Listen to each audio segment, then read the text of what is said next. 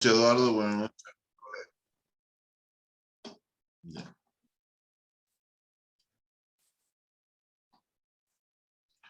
Muy bien, ahora empezamos, empezamos y profundizamos todo lo que es derecho médico. Ahora vamos a hablar de la persona como sujeta de derecho y vamos a hablar del acto médico. Bueno, lo primero que vamos a comenzar es en la persona como sujeto de derecho. Y bueno, cuando hablamos de persona, hablamos de que el sujeto, ser humano, se lo domina persona, ¿no? Y esta palabra viene de una voz latina que se llama máscara de actores. O sea, a las personas se las denomina máscara de actores. Término de la palabra personae. No todos los hombres en el derecho romano, en la época del derecho romano, eran personas o sujetas de derecho. Tenías que ser nacido y ciudadano romano para ostentar ese ser sujeto de derecho y de deberes. Entonces, no todas las personas eran sujetos de derecho. ¿Quiénes eran sujetos de derecho? Primero, personas que nacían libres, ser ciudadano romano, y ser pater familias o sui juris, o sea, cabeza de familia. Esas tres condiciones daban a la persona, el hombre, con la denominación de persona en cuanto a derecho, de derechos y deberes. O sea, le daba el título jurídico de persona que podía ejercer el derecho de sus bienes y demás. Entonces, la persona humana es un ser racional, o sea, adquiere y todas sus condiciones cognitivas no están alteradas, es consciente de sí mismo, tiene identidad propia, obviamente está dotado de inteligencia y voluntad, el aspecto cognitivo y el aspecto volitivo, ¿no? Tiene aspectos físicos, psíquicos, que lo hacen único, singular e irrepetible. Entonces aquí viene lo de la biética, el clon que es una persona. Con estas definiciones, obviamente no, ¿no? Pero es muy discutible todavía. ¿Cuándo el ser humano deja de ser persona? Cuando el hombre se extingue con la muerte. O sea, el ser humano, la persona, deja de ser persona o se extingue con la muerte. ¿Y qué es la muerte? Es el cese definitivo de todas las funciones cardiorrespiratorias y también cerebrales, o sea, de la respiración y del corazón. Si varias personas unidas por lazos parentales perecían en una misma catástrofe, no era posible determinar quién había muerto primero, se las consideraba muertas a la vez. Bueno, como concepto. Entonces, también la persona puede ser un grupo colectivo. Su capacidad de goce es ilimitado, su capacidad de ejercicio está limitada por el objeto social de este grupo. Su capacidad no influye en facultades derivadas, por ejemplo, de derecho de familia. La ley excluye la responsabilidad penal a las fundaciones y a las personas jurídicas o a las personerías jurídicas, porque el delito es intuito persona. Entonces, la persona pueden ser entes o puede ser el ser humano que existe. Si es persona, es todo ser humano, todo sujeto susceptible de tener derechos y obligaciones, que los tienen a hacer y que los ejerce cuando cumple los 18 años. Mientras que los entes o las agrupaciones son sujeto de derecho. Mientras que el ser humano es persona. Mientras que las agrupaciones son sujeto de derecho.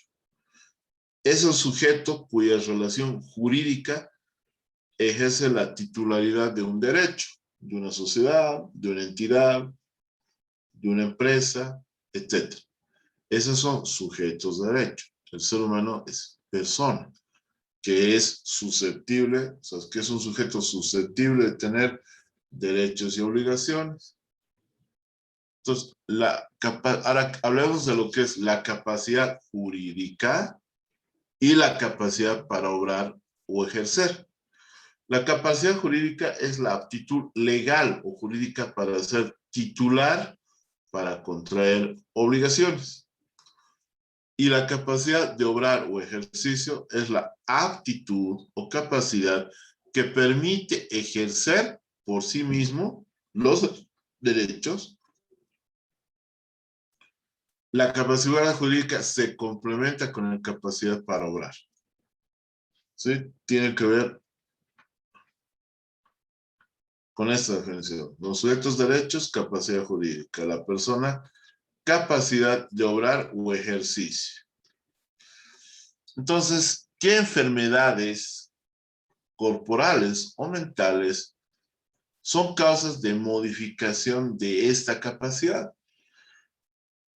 Puede haber patologías que influyan en el derecho de las personas por enfermedades corporales o alteraciones mentales. Por ejemplo, los dementes, los psicóticos, tienen un tutor para sus bienes, para el ejercicio de sus derechos, para la tutela de sus bienes, etc.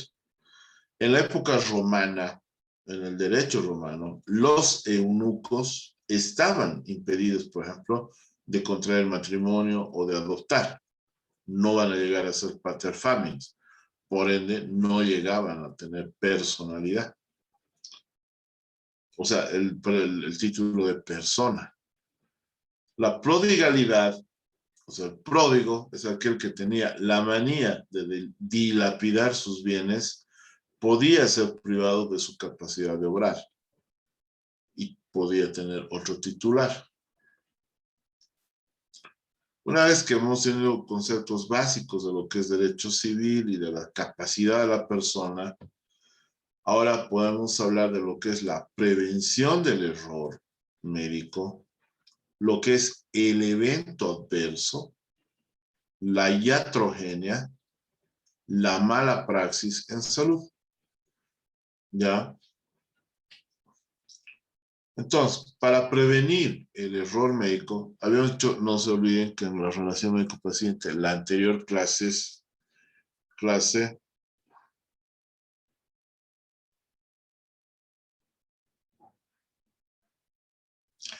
era el encuentro de dos seres humanos que tenían un componente volitivo, o sea, espiritual, zoe, un aspecto psíquico, psuque o psico, un aspecto biológico y un aspecto sociocultural.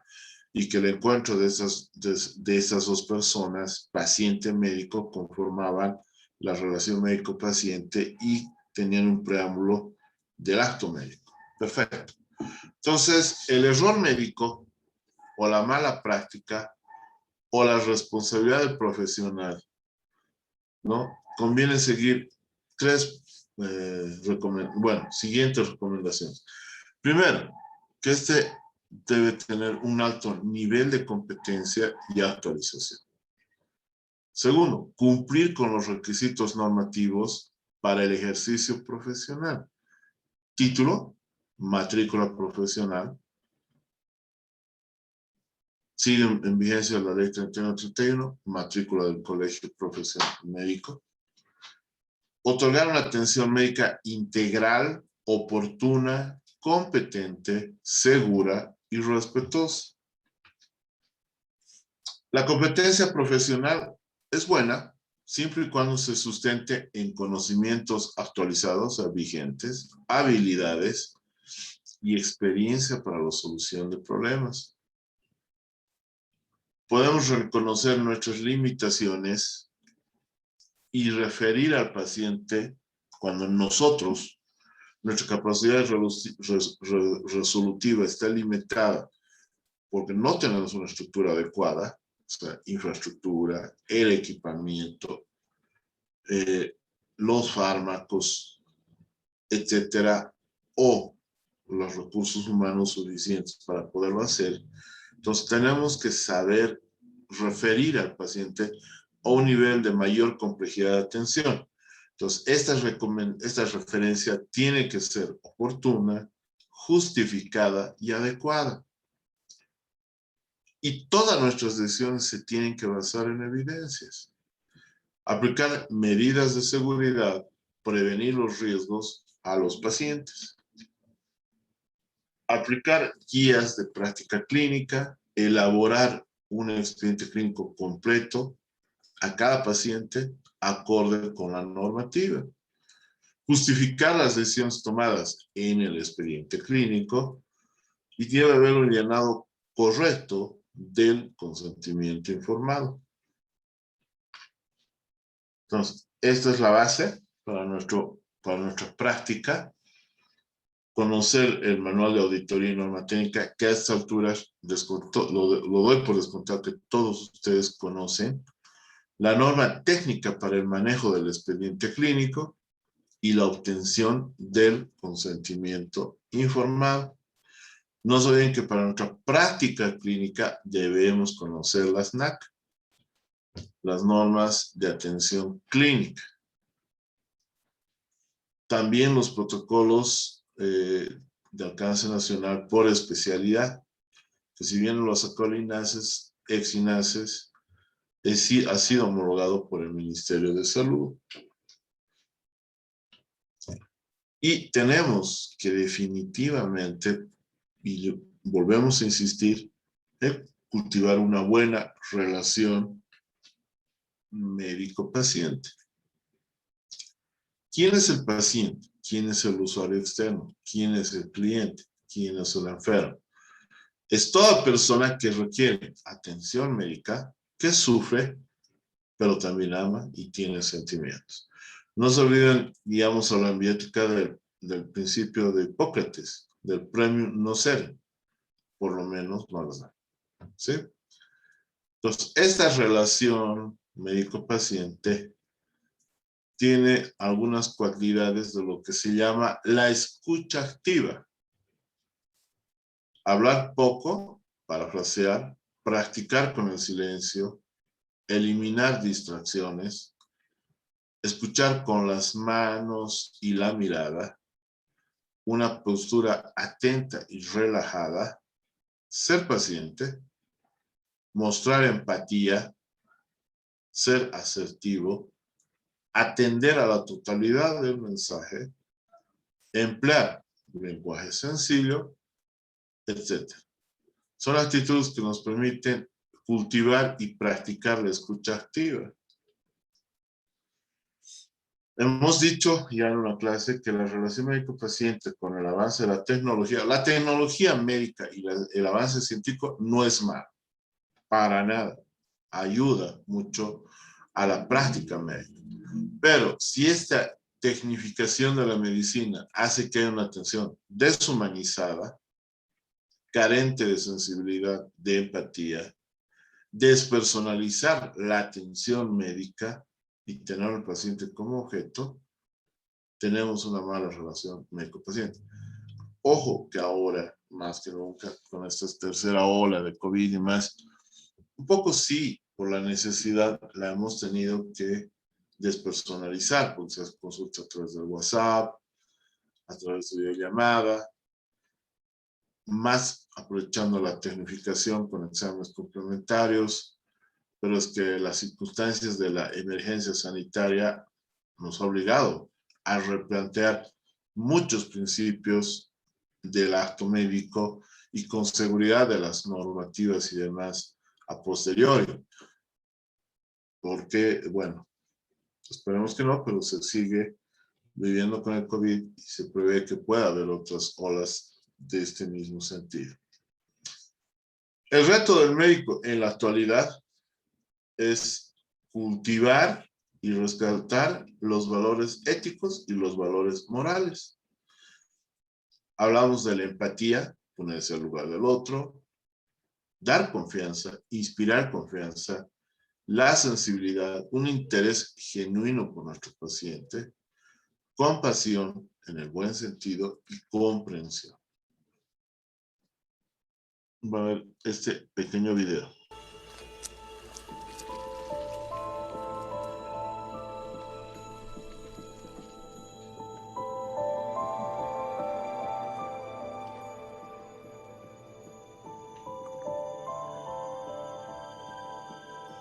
Affix the pulse ox to the palm.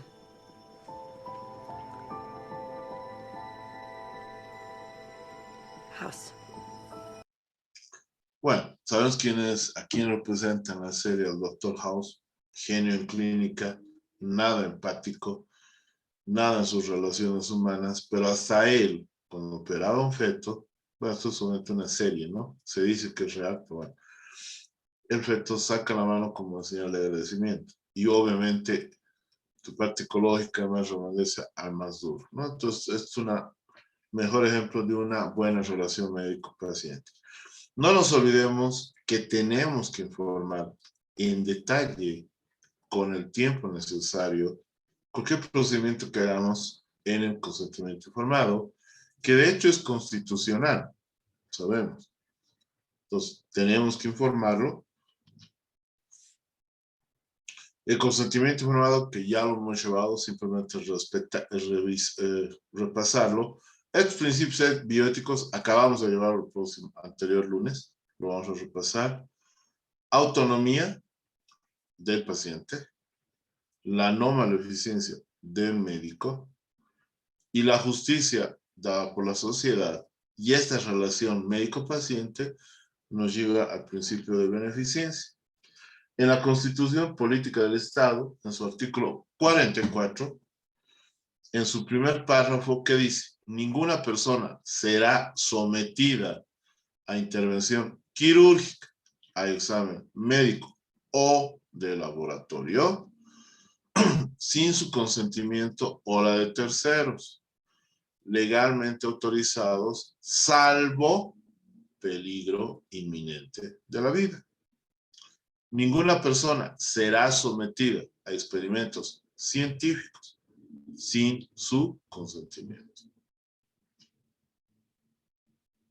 Entonces, dentro del consentimiento informado, que es el derecho que tiene el paciente a informarse adecuadamente con la relación o con relación a su programa. No se olviden que está el artículo 44 de la Constitución, en el consentimiento informado. En la ley 3131 habla el artículo 10, habla el artículo 12, cuyos requisitos son de voluntariedad, información completa y comprensión. Tenemos que adecuarnos a una descripción sencilla, adecuarnos al nivel de instrucción de nuestros pacientes, hablar de los efectos secundarios, de los riesgos, de los beneficios esperados, de posibles alternativas, consecuencias si no se somete al tratamiento, riesgos, complicaciones, tipo de anestesia si es quirúrgico, etc. ¿Cuáles son las excepciones? El paciente tiene derecho a rechazar, a ser informado. Riesgos para la salud pública. Emergencias. Riesgo vital. Riesgo grave que pone en peligro inminente de la vida del paciente. Menores de edad. Tener un representante legal, un tutor o apoderado, y tener pacientes no capacitados para tomar decisiones. ¿Qué es el consentimiento informado entonces?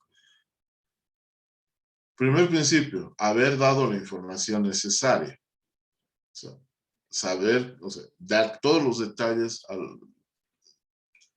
resolver todas sus dudas y haber dado la información necesaria. Segundo, saber que haya entendido mi información, el feedback. Entonces, ¿cómo es la mejor manera? Que el paciente me explique lo que yo le acabo de dar como información.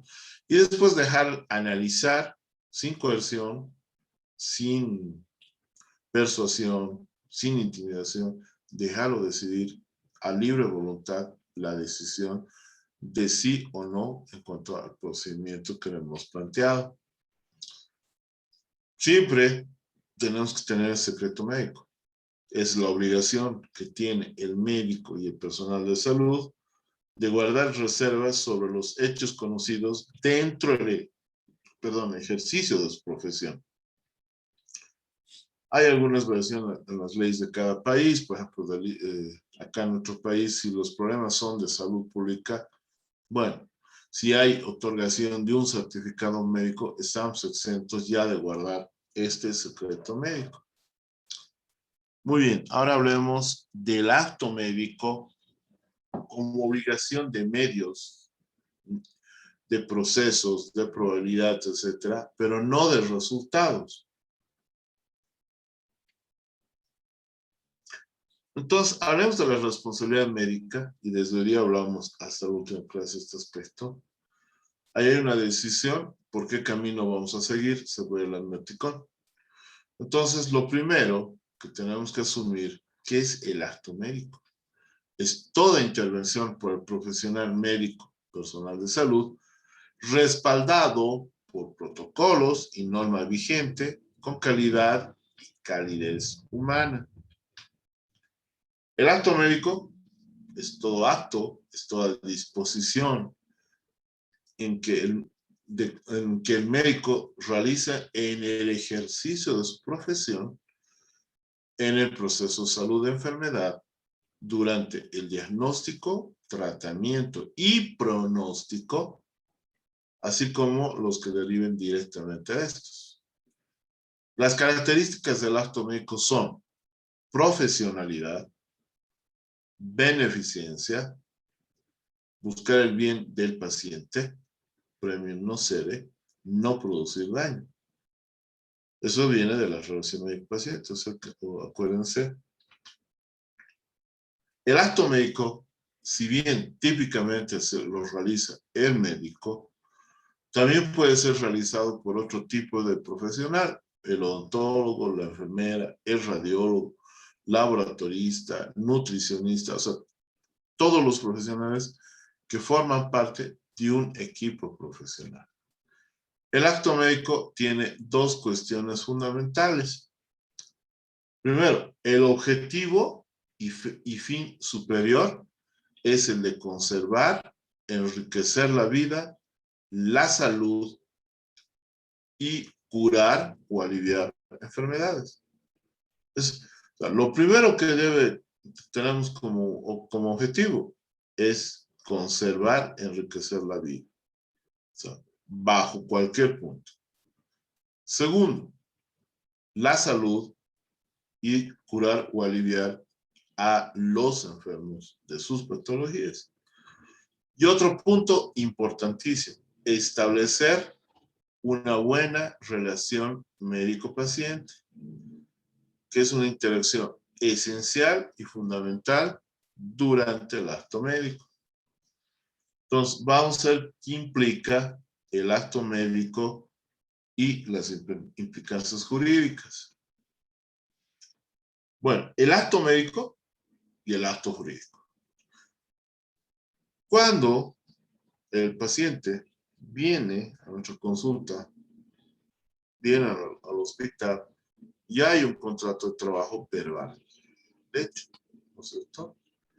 Entonces, hablamos de un contrato de trabajo cuando tenemos la atención de un paciente.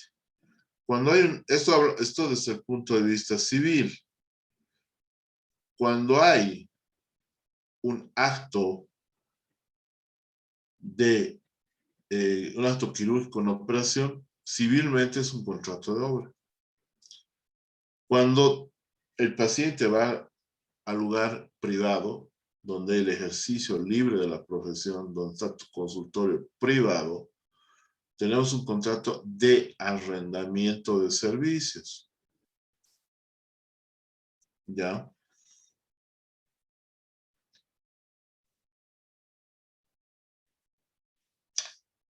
Muy bien, todo acto médico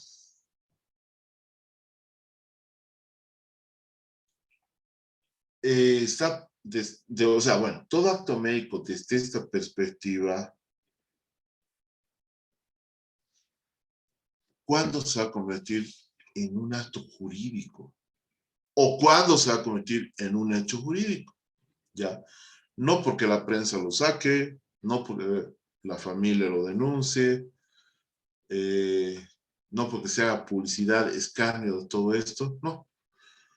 El acto médico se vuelve un acto jurídico cuando hay responsabilidad en el ejercicio y cuando de por medio hay un perito, un profesional médico que lo ha estudiado. Y el hecho jurídico, o sea, un acto jurídico se puede volver un hecho jurídico cuando por el daño o perjuicio realizado a una persona en el ejercicio de la profesión, el juez determina una indemnización por este hecho. Y si lamentablemente, aparte de que este hecho necesitaba resarcimiento, está tipificado como delito, o sea, es un hecho antijurídico que tiene tipicidad, antijuricidad y pena, hablo de un delito, va a crear implicancias penales. Entonces, el acto médico, toda la actuación del médico va precedida de un acto jurídico. Obviamente, hay un contrato consensual. Entonces, si el médico cumple con la oferta, ya, cuya demanda del paciente es aceptada la oferta, entonces, en el momento del ejercicio de la profesión, ejerce derechos a favor del médico, pero si no incumple, genera sanciones por no haber cumplido sus deberes.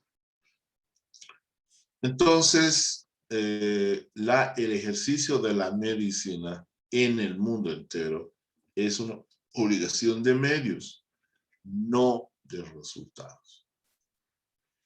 Entonces, este acto jurídico se cumple a cabalidad siempre que el médico haga lo correcto. ¿Ya? Si usted ha cumplido los protocolos de actuación que están en las NAC o en las especialidades, o se sigue sus protocolos en cada hospital cuando no existe la patología prevalente o de su cartera de servicios en estos documentos, pero no alcanza el resultado requerido, entonces, si lo incumple, es si no actúa con la propiedad de la ciencia o que lo exige. Pero a pesar de ser agravado, se ha muerto. Pero no ha sido porque usted no ha seguido un protocolo que ya está establecido. No se preocupe. Okay. No podemos garantizar el resultado de nuestras acciones. Hay hechos propios del paciente y demás que nos puede llevar a un hecho, a un desenlace que no deseamos. Por favor, sus micrófonos. El acto médico como obligación de medios y no de resultados. Entonces, ya hemos dicho, todo el hacer de la medicina es probabilística. Se sigue en base a procesos, a cumplimientos de protocolos. No es resultadista. Lamentablemente, nuestro sistema jurídico es resultadista, es positivista. ¿Por qué? Porque lo hereda del derecho romano. Entonces, ahí ya va una contrarruta, ¿no? Para que el sistema jurídico entienda que el ejercicio de la medicina no es de resultado. Yo no puedo garantizar el resultado. Si usted lo ha garantizado, ya está incumpliendo el acto médico. ¿Ya? Pero sí tiene que garantizar que va a cumplir los protocolos. Entonces, el acto médico constituye o establece no resultados de un contrato, pero sí establece las obligaciones de medios, de procesos. ¿El médico a qué se compromete? A la asistencia diligente, acorde a su ciencia y a su conciencia. que esto también lo hemos visto en la anterior clase. Entonces, de ahí está el artículo 39, ya, que el Estado garantirá los servicios de salud público y reconoce los servicios de salud privado, y que regulará y vigilará la atención de calidad a través de ¿qué? De auditorías médicas sostenibles. O sea, el ejercicio de este curso, el ejercicio de la auditoría en salud es constitucional. Está en la Constitución Política del Estado, donde dice que toda la atención de calidad se va a guiar por auditorías médicas sostenibles. Ahora, la ley sancionará las acciones u omisiones negligentes en el ejercicio de la práctica médica. Entonces, aquí, la Constitución que está obligando al Estado? A que debemos sancionar la acción u omisión ya de un tipo de mala praxis, que es la negligencia en el ejercicio de la práctica médica. Pero ustedes saben, aunque civilmente también se sanciona, pero más en lo penal, que para sancionar algo tiene que estar tipificado ya con las reglas del delito en el Código Penal. Si no, ¿qué se va a sancionar? Entonces, partiendo de este principio, en algún momento se tiene que sancionar, reglamentar, y no sé si llevar como delito la mala praxis. Aunque ahora, bueno, se habla más de responsabilidad profesional, ¿no? Como responsabilidad profesional por posible mala praxis. Y obviamente, simplemente recuerdo, está en la ley 31 el reconocimiento de algunos deberes del médico. Por ejemplo, respetar el consentimiento expreso del paciente cuando rechaza el tratamiento u hospitalización que se le indique, obviamente siempre y cuando no se trate de una emergencia. Informar al paciente o responsables legales con anterioridad a la intervención. Brindar atención cuando una persona se encuentra en peligro inminente de muerte, aún sea sin el consentimiento expreso, ya esto está en la Constitución. Guiarse por protocolos oficiales cumpliendo las normas establecidas por el Ministerio de Salud. En caso de urgencia, ningún médico, ningún centro de salud u hospital podrá negar la atención básica, estabilización, o sea, la atención de emergencia. Esto está arreglado ya en la ley del SUS, de la 1152, que lo hemos visto la primera clase hace 3 meses atrás. Cumplir con el llenado de los documentos médicos oficiales, señalados en la ley 3131 y todas las normativas.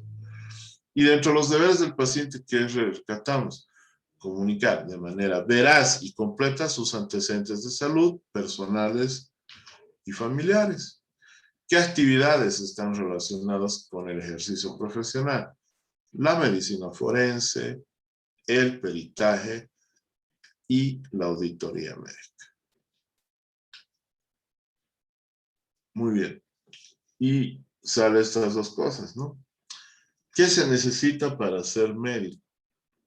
Para ser médico, solo que hay que saber bioestadística, química, física, biología, principios clínicos, propedéutica médica, anatomía, embriología, histología, fisiología, semiología, bioquímica, neuroanatomía, salud pública, atención primaria en salud, epidemiología, microbiología, patología, inmunología, farmacología, oftalmología, rehabilitación, medicina forense, genética humana, psiquiatría, pasar por todas las rotaciones del hospital, tratar con personas, tener muchas batas blancas, separar los sentimientos, dejar a la familia, dormir cuando se pueda, hacer guardias hasta de 72 horas, tener paciencia y sobre todo luchar por tus sueños.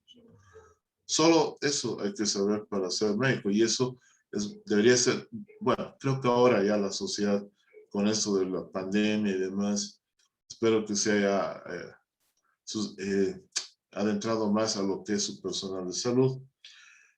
Cuanto más investigas, más loco le suenas a la gente ignorante. Los libros curan la más peligrosa de las enfermedades humanas, la ignorancia. Entonces, esta clase ha sido más corta, pero es lo que tenemos que ver. Ya habríamos acabado. Y bueno, genero las preguntas si